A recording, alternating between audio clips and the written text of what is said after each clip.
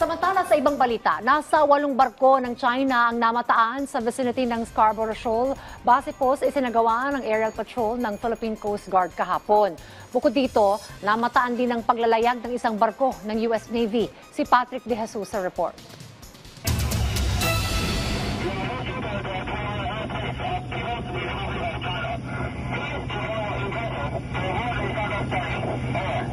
Sumalubong kaagad sa Maritime Domain Awareness o MDA flight ng Cessna Caravan ng Philippine Coast Guard nitong Miyerkules ng umaga ang radio challenge mula sa PLA Navy warship na may bow number 553, 50 nautical miles pa lamang mula sa Zambales. Habang patungong Bajo de Masinloc, nakita ang isa pang warship ng PLA Navy na may bow number 162. Paulit-ulit pa ang radio challenges na sinasagot naman ng mga piloto ng PCG.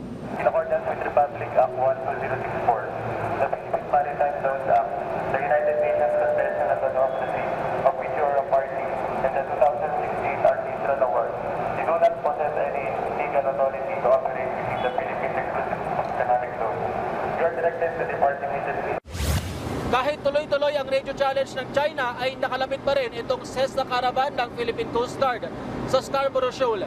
Yan ay para igiit ang karapatan at soberanya ng Pilipinas sa West Philippine Sea. 3 barko ng China Coast Guard ang namataan sa paligid ng Scarborough Shoal. Isa rito ay malapit sa entrada ng Bahura. Naroon din ang isang replenishment ship ng Chinese Navy. It is worth noting that the PLA Navy 885, which is a replenishment or a logistic support vessel, has been there based on our observation for almost 2 months already. At ito rin yung PLA Navy na nakita nyo na pinakamalapit sa loob ng shoal, no?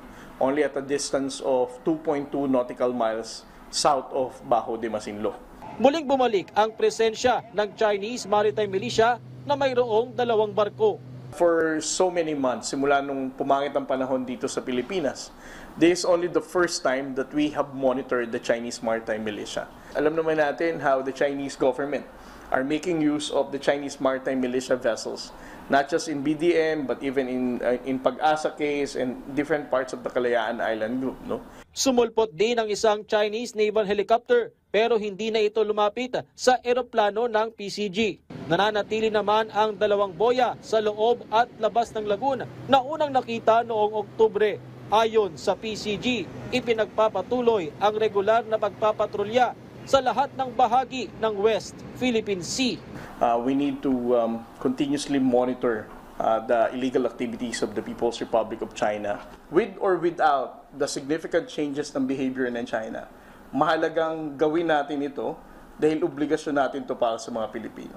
Samantala, nakita rin sa MDA flight ang paglalayag ng Arleigh Burke-class destroyer ng kaalyadong US Navy. Mula sa West Philippine Sea, Patrick De Jesus para sa Pambansang TV sa Bagong Pilipinas.